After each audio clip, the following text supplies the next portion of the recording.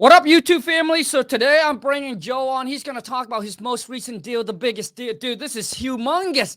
$153,000. And he's going to share with you guys exactly how he got the deal, exactly how he found the buyer, and how it all went down. And the goal for me to do this is to bring those of you who just closed your first deal or something like that, bring you on to give back, to share with the people that haven't done it. All right, to let them know that it is possible too, that they can do it, but you got to put in the work. All right, Joel, let's go, man. What up, dude? Oh, how are you? Good, dude. Hey, first off, I want to say, dude, thank you so much for taking time to do this because, dude, I think I appreciate you and everyone that's watching is going to appreciate you, man. Yeah, thank you. Thank you. Congrats on this freaking humongous deal, dude. Yes, sir. And it's all possible because of your sales training. Oh, dude, yeah. Joe, let's go, baby. Yeah, let's go. That's the best testimony. I'm gonna clip that out, dude, and I'm gonna freaking I'm gonna run an ad on that, man. Okay, dude, do it. I appreciate it. So, Joel, man, let's go ahead and start back to like where you were, right? I don't know if you still had a JO to B or not, but let's talk about that, and then talk about your transition into wholesaling, and then we're gonna talk about this deal. Okay. So it started 2 years ago. I was running a marketing agency, and I was dealing with a lot of issues in that marketing agency. And the one thing I hated the most was clients were able to charge back their payments.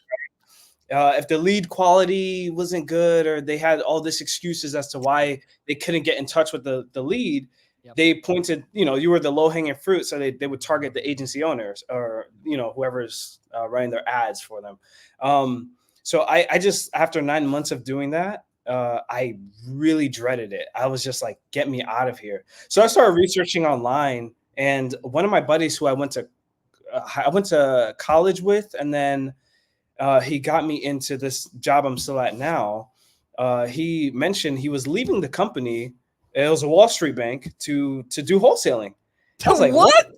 Yeah. And I was like, he explained it real quick, and I was like, that sounds like a scam. Like, I don't want nothing to do with that. It just sounds so dodgy. I was like, okay, whatever.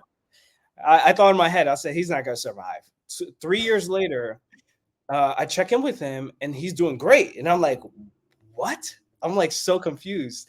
So I'm like, okay, I need to research this. So I start researching, and I see young guys doing it, and I see you, and your energy was you just look so happy, right? So I'm just like, okay, that must be the thing.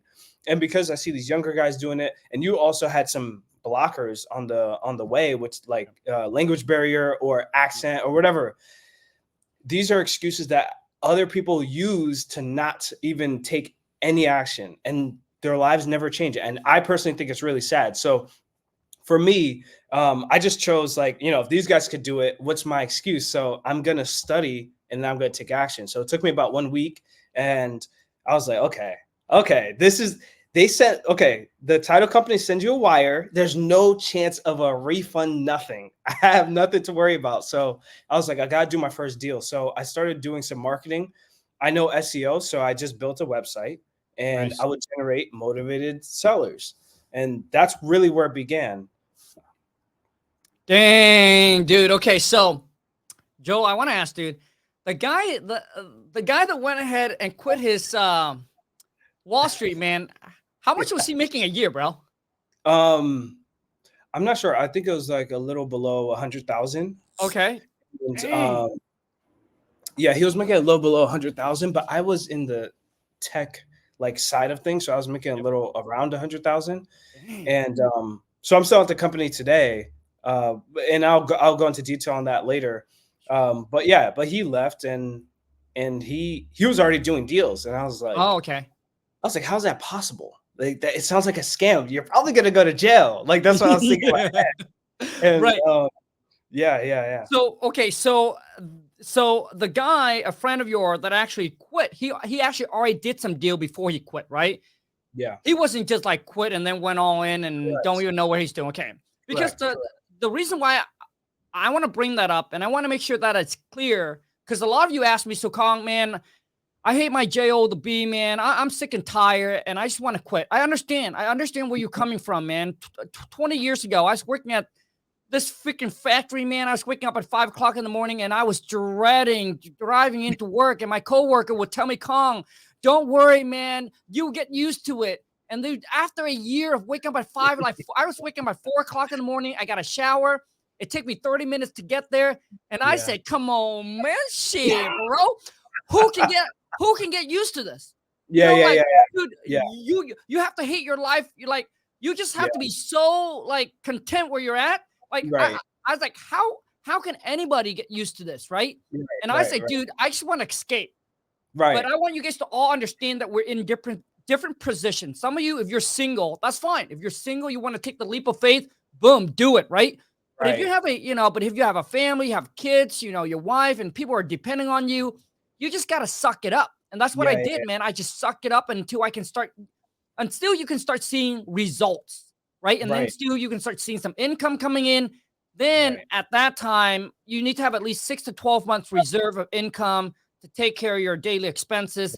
And then you quit. Because otherwise, if you have family, you have kids, and you just quit, I really don't think it's a good idea. I think that you're just trying to do the easy way out by not sucking it up. You know what I'm saying? And then put your family through the whole financial struggle with you. So don't do that. If I were like, that's what, in my opinion, I don't think you should do that. If you're single, do whatever the F you want, right? Right. And I'm going to piggyback on that, because if you quit and take the easy route out and you have a wife, you have kids, let's say if you have anyone that depends on you, like you said, you're going to just bring on this pressure that you didn't expect. And this pressure is going to make you operate this business in fear.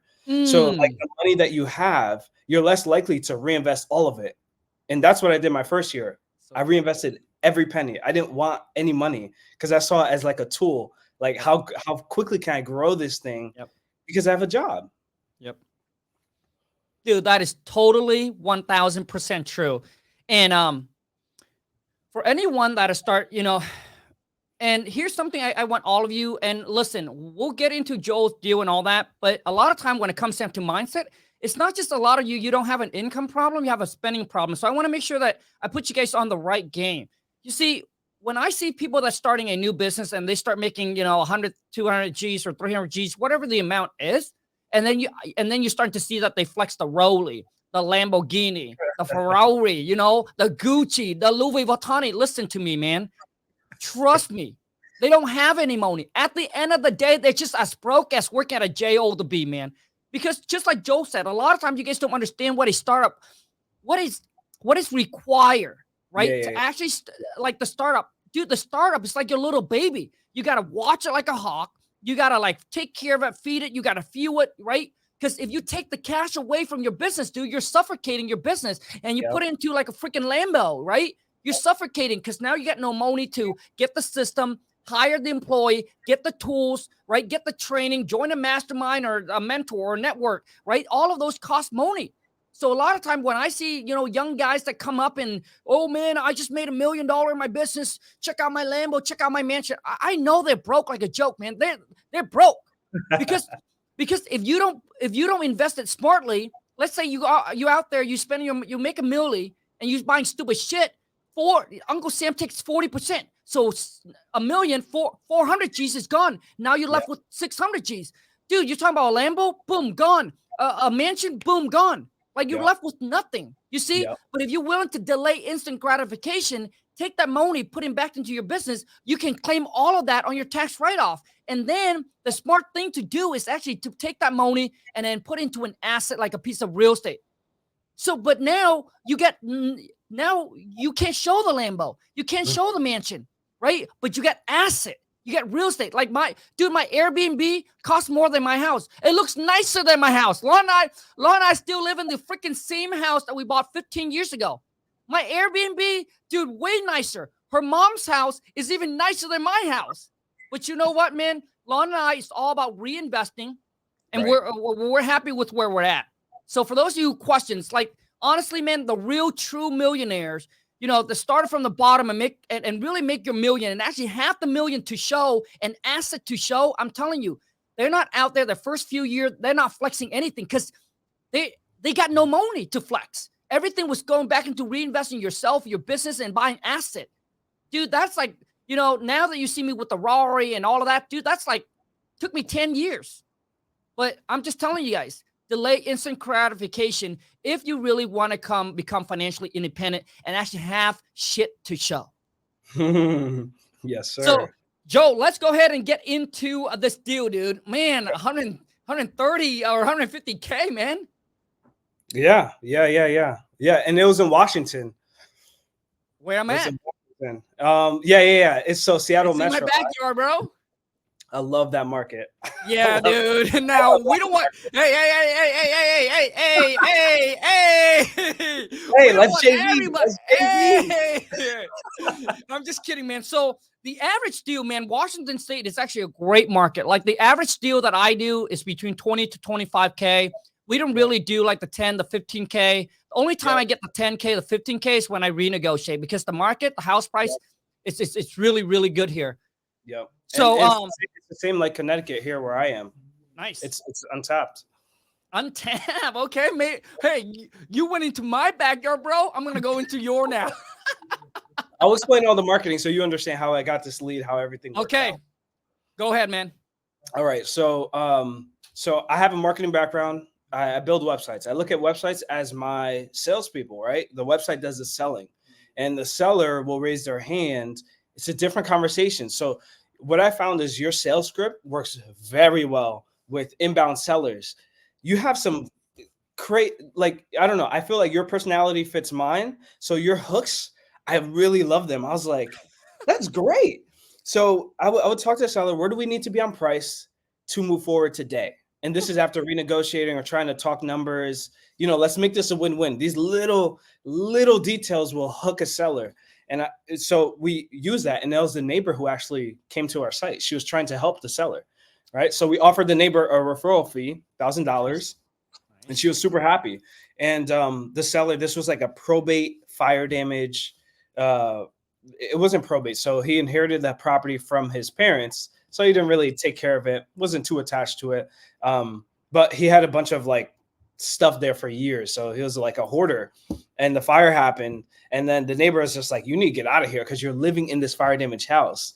And a bunch of things happened. Like there was a exploded toilet with poop all over the house. It was horrible. But anyways, they wanted 200. So this deal took about 3 months of back and forth to actually get under contract because he wanted 200. The ARV was about 420 at the time.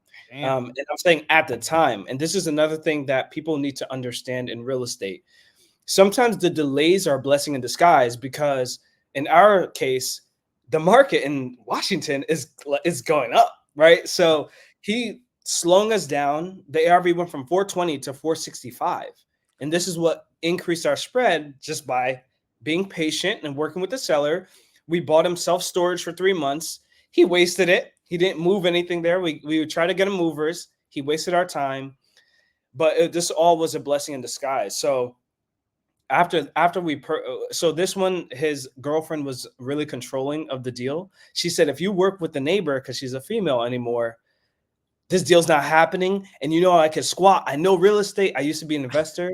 And she was like a druggie at the, they're doing drugs in the house. So I just, I told my acquisitions guy, Lewis, to just, play nicely, let her have what she wants so she can just get out of the house. And then when we had to purchase it because of the control, and we knew it was a deal. So what happened was they stayed in the house for 3 weeks after we purchased it. And again, in real estate, you shouldn't expect easy. You should expect hard and just hope for easy, because they stayed in the house. We were thinking of calling the police. We had boots on the ground, go like threaten them to get out. They didn't care because they know the laws. It benefits the squatter, right? So we were just like, let's play patient. Washington's going up. So hey, we'll just wait till they eventually get out because it's fire damage. They can't live there forever. So anyways, they got out. And then once they got out, we just pretty much threw it up on Marketplace. And there was so much activity, again, because of the strong market. Even if it's fire damage, even the worst condition homes, if the market's strong, you have such a chance to make a good amount of money. So if there's any details you want to know about that deal, I'll answer. Oh, dude. Okay. So the ARV went from 420 to 465. Yep. Okay. And how much was the rehab? The rehab. So we paid a contractor junk removal. It was about how much? Probably like 6,000 to get all the hoarder stuff out. 6,000. Okay. And he got it done in two days. And he had 2 of his staff quit on the spot because of the poop smell. So yeah.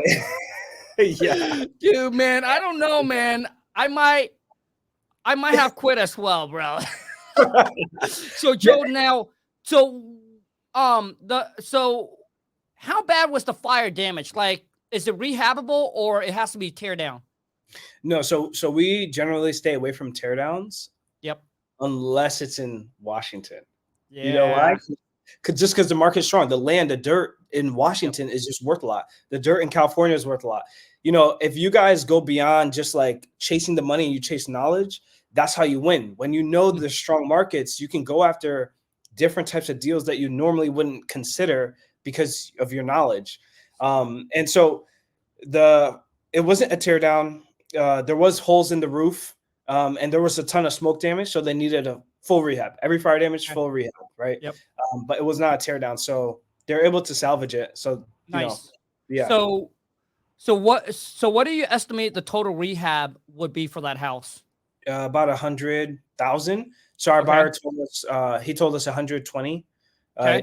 But he did say I could get this done for 80, right? So whenever this buyer is a big flipper in the area and he has a whole crew. So some of these investors actually build construction companies so that they can do projects and their own properties so that they can save on cost. So that's what he was able to do. So he was able to offer us a little more because he could get it done for cheaper. Nice, man. Okay. So, and you got under contract for how much? 130. Wait. So they asked 127. 127. Damn. So the seller asked for 200,000. 250 first. 250, and then you got them to freaking 127. Yeah.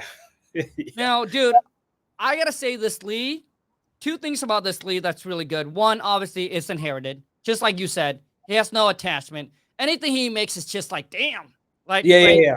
And then his fire damage. He probably already got some money from. He already got all the money from the insurance. It's now whatever he sells it for. Whatever he gets, man. It's just cherry on top.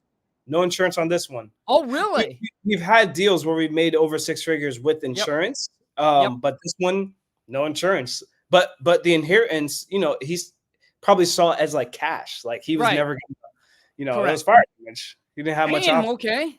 Well, that's not good. Well, I mean, I guess on the seller side, he could have made the money on the insurance, right? And then sell the property and could have made more money on it. It was his choice to put insurance on property or not. There was no mortgage, so he didn't want to put insurance. If I have a house, no mortgage, I'm putting insurance. Dude, I'm telling you, it's extremely like in this case. Anyways, Joe, so you got under for 127, and how much did you send it out to the buyer for? We started around, I think it was like 270. Damn. Okay. And then you found this buyer from Facebook Marketplace. Facebook groups. Okay. Got it. Yeah, and that's all the marketing we ever do. Dang. Okay. So from the time that you got under contract to finding the buyers to close on it, man, how long did it took you to close on the property? 7 days. Easy money, 153. Bro. Yeah, I mean, it's a blessing. Joe, you made more in 7 days than you do at the J.O. the B, bro. No. But it's for the team. I look at it as like a tool, right? How far can I push this 153 to reinvest it and not really change my lifestyle? Like this pressure, this JOB is helping me get creative with how far can I push this without me being in the weeds. And, I have to quit now. I have to leave the job. And then now I'm, probably still feeling under pressure. My ambitions are high. I think this can go far. So yeah, that 153 was, hey, the whole team ate. It was a blessing. We are all happy. Good, man. So, Joe, you guys closed this deal completely virtual, right? Oh, yeah. Hey, we're in Connecticut. Nice. We're in Connecticut. So now people always, I have people asking questions. It's always like, so how do you build a virtual team? I know that you have foot on the ground. Yep. How do you able to build that connection? Yeah. So Facebook groups. Most of all the business is on Facebook groups, right? We find a rock star realtor that works with investors and that's an investor themselves. So they understand the game. Ah. The lockbox, go get it, call, build that relationship, talk. It's 2024. What is the excuse? Like people are looking for work. There are other industries, like look at realtors, right? This NAR lawsuit. Again, if you have the knowledge, you understand the landscape, right? So this NAR lawsuit, some of these guys are struggling. They're looking for any additional work. So we offered them $100 for every visit to the property because we knew we had a deal, right? So, hey, go check on the property every 2 days. FaceTime us when you get there. The seller's still there. Go pressure them to get out. And he did. If we need to call cops or something, just there's like no excuse. Virtual backyard. What do you want? Like, we want this to be easy for us. Yep. I'm sorry, kind of lazy. I want this to be a little easy, and we figure out ways to do it. So now the next questions, Joe, is that some people be like, well, you work with a realtor or whoever it is, like, aren't you afraid that they will go behind your back and try to steal the deal from you? Yeah, so there's a few things. So we generally do put memorandums on properties, but in Washington, the title company doesn't do it for you. In other states, some of them do. Yep. So this one we did not. So what we did, that's why we purchased it, because we knew it was such a good deal that we didn't want anyone to potentially go behind us. So we purchased it, right? So then, it's easier to market. But we already had offers before we even purchased it. We were going to do a straight assignment, but the seller wouldn't get out and the girlfriend was controlling. And then we didn't want this long delay to create like someone to go behind our back and say, hey, seller, I'll offer you more. So yeah, sometimes you got to take some risks when it's a good deal, and you can take risks when you're not using this wholesale money to change your lifestyle. You have the cash to take on bigger risks that give you bigger rewards. That's how we look at it. Dude, absolutely, man. Like when you guys see a good deal, you better strike it when it's hot. Like, dude, try to get private money, hard money. I don't care what you need to do, man, but close on the thing ASAP. Because, dude, I've been doing this for 12 years. And the one thing I know, Joe, until you actually close on it, dude, anything can happen. So until you get the money in your hands, or the check in your hands, or the money's in your bank account, dude, anything can happen. The seller can blow up at the day of signing. They don't want to sign anymore, right? Dude, anything could happen. So make sure that, dude, so when you find a buyer, right, boom, ask them how fast they can close on that thing freaking ASAP, man. So you guys actually took this down and then listed back on the market, just because you obviously, right. I would have done the exact same thing, man. It's just too good of a deal. Yeah. Right. So, Joe, my next question to you would be, man, how are you guys? So what does your team look like right now? So I have acquisitions guy, Lewis. He's here with me. So he's in Connecticut. And then I have disposition guy. He's in Atlanta, Sean. And then I have my sales guys, the websites, right? Websites. And I have my marketing knowledge. So, just honestly, if you think of it, like there's some guys that got into the arena faster or smarter or sooner because they thought of something, they had the cash, they tested it and it worked. And then they just pour a ton of cash into it. That's my mindset. So marketing, for me, I think this wholesale business is heavily based on marketing. And if you're willing to put in the time to learn how to market, learn how to learn acquisitions to close deals. And that's, again, why I said your seller script really helped. I've seen other seller scripts, but they were more salesy. Yours was more like personable. And I really like that. And it worked. In my first year, I was doing it all alone. My disposition guy was doing it, but I was doing the acquisitions. And I use these hooks all the time and they just worked. They just worked. I love it. And Joe, now I'm sure that you're taking the script and you're passing on to all your guys, as all your employees study this, master it. They listen to the calls and they're like, yeah, that was good. I'm like, well, Joe, after this, dude, I hope that your guy maybe drop me a phone number if you're Atlanta guy, because after this, dude, I'm gonna jump on because it's Friday, so I'm doing a cold call role play. Yeah. Let's call your boy, man. So, Joe, let me ask you this, man, just so we can wrap this up, is that for those that are starting out, right, that are looking to close their first deal, man, what are some tips that you can help them kind of cut down their learning curve, man, and just kind of get straight to the, the money? Yeah. So I would say chase knowledge, not money. So you see all these big assignment fees and it gets you excited, but then you get stuck in this analysis paralysis. How do I do it? How do I do it? You know how to do it. It's right there. There's people that are selling coaching. Like, this money you're investing in education is a tax write-off. Do you not understand? You're either giving it to yourself or you're giving it to the government that does not care about you, right? The government can't tax your knowledge. They can't. Damn. They can't take your knowledge. So that's how I view it. And that's why I was like, okay, I sold this business. I have this cash. I'm going to invest in marketing and coaching, education. I know now you have the whole university, and I really like that. That's like next level. And I told my acquisition guy, we're going to just join every single coaching this year. We're going to just get into the network because it takes 10% of knowledge.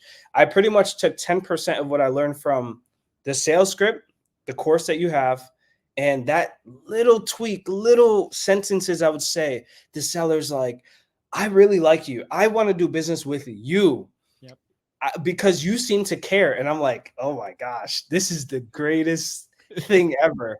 I felt like you, like super happy. I feel like the freedom, this money is so like, it can disappear. The government can take it, digital currency, they can lock it up, but your knowledge and your joy, they can't take that stuff from you. So chase the knowledge, not the money. The money will follow. Woo! Ooh, Joe dropping the ball. Let's go, baby. You see, I'm telling all of you,